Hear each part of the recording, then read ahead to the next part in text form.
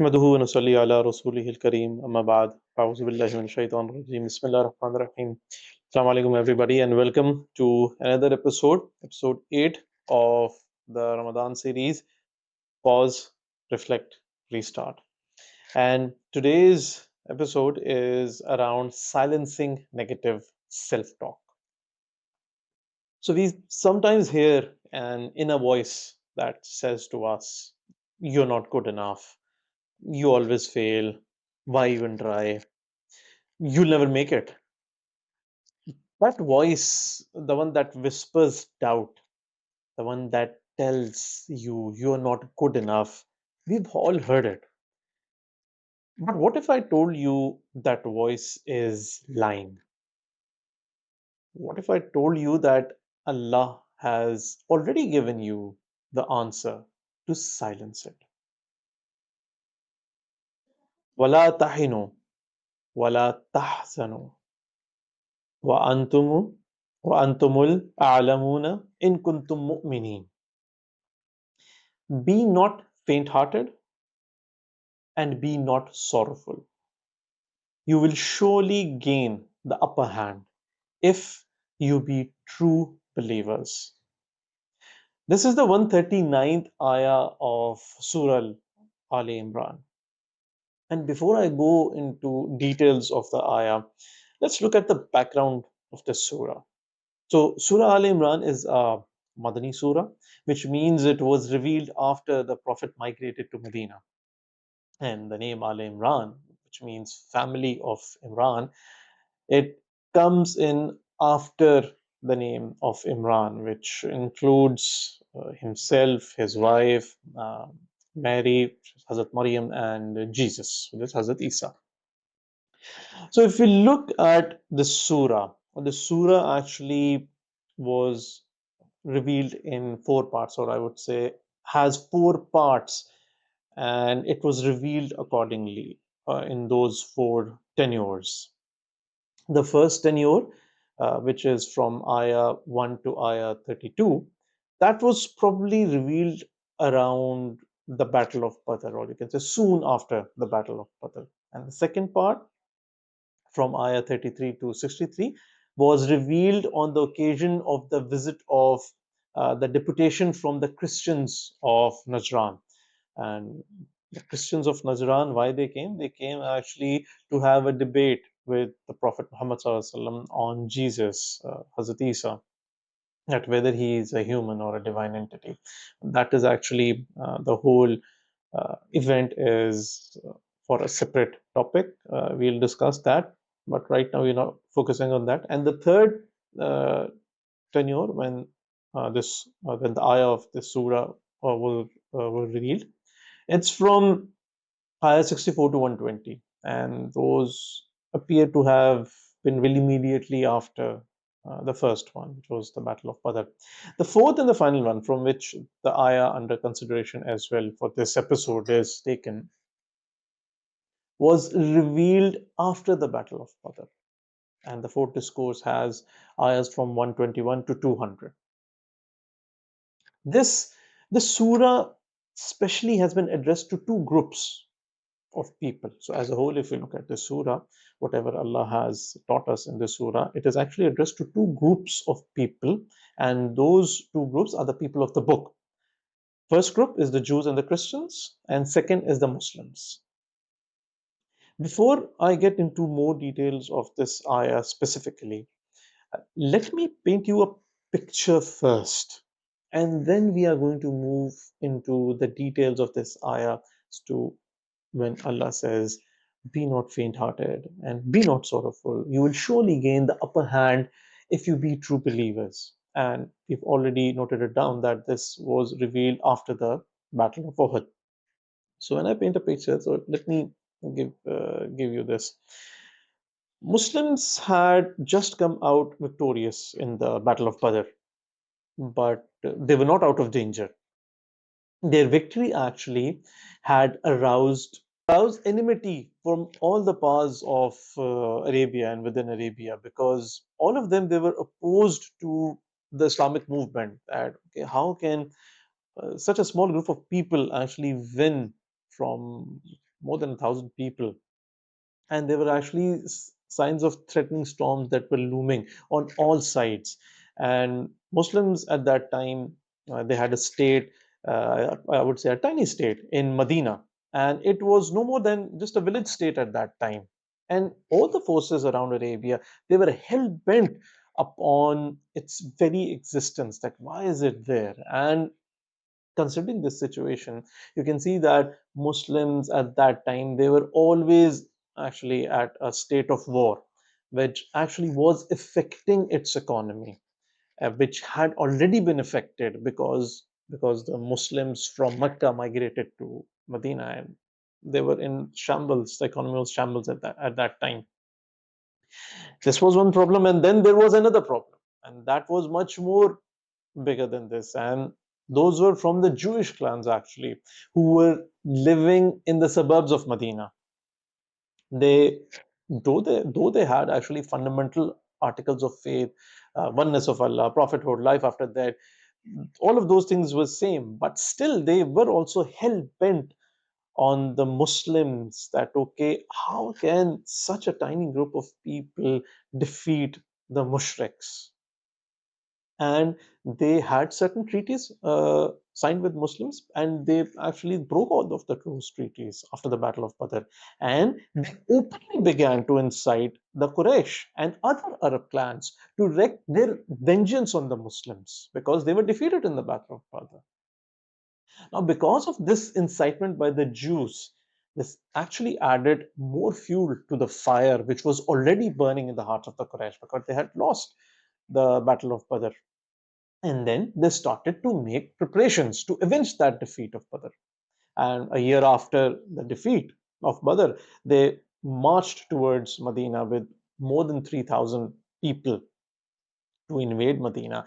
And that battle actually took place at Mount of Uhud, where Prophet Muhammad, and here is the interesting part actually, Prophet Muhammad came to that place with 1,000 people to fight with the Quraysh.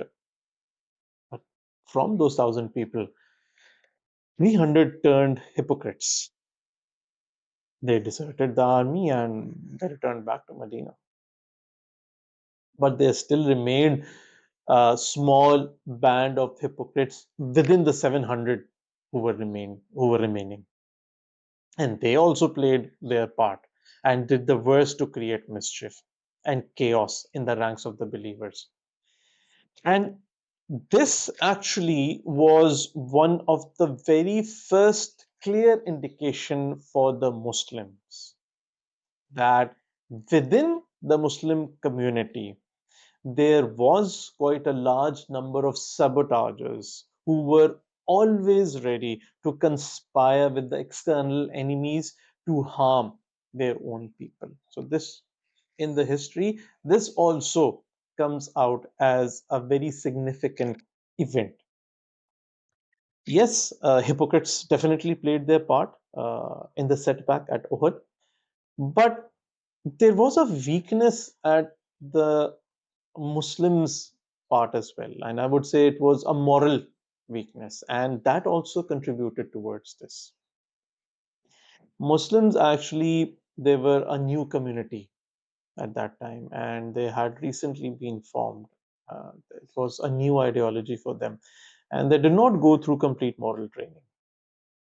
And during this second tough test for them, first, let's say it was Badr, and this second tough test for them, there were some weaknesses that came up to the surface, and that is why there is actually a detailed review of the Battle of Uhud within this surah.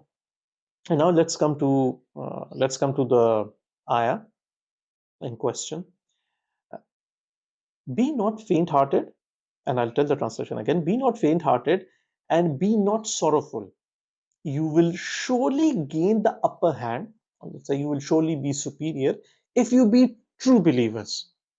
So Allah Azza wa Jal over here is telling you something very powerful and something very profound. He's telling not to have faint heart, not to be weak. He's telling not to be sorrowful, not to grieve. No matter what has happened, you are stronger than your self-doubt. Secondly, what he says, and notice what he says actually, once he says that, okay, do not have faint heart or do not be sorrowful. Immediately he says that you will be superior or you will gain upper hand. And what he says that, okay, how you will gain upper hand or how you will be superior, it's not because of wealth or it's not because of status, it is because of the belief. If you are true believers, and that is actually where mindset comes in, and that is actually what shows Allah is saying that, okay, your mindset determines your reality. Okay, and why did Allah mention do not be weakened or do not grieve over here? I've told you the history of the Battle of Uhud, and after this, some of the Muslims actually they thought that they're not good enough, and they had self doubt, and they were asking themselves questions that, okay, did we fail Allah? But instead of blaming them, Allah reassures them. He tells them, do not weaken. He tells them, do not grieve, do not feel sorrowful. You are still superior if you are true believers. And I'll just go into a bit of a detail of the ayahs that come in next, and then focus on the learnings of this ayah specifically. Allah actually, in the ayahs that follow, Allah actually is encouraging the Muslims by mentioning the victory in the Battle of Badr. He says in the ayahs that follow is that, okay, when the disbelievers, okay, they did not lose heart by the blow of Badr, why should you, the believers, lose heart by the blow of Uhud? Okay, and these are the times, the hard times, yes, they are going to come. And once the hard times come, that is where you are tested. That is what shows that you are true believers.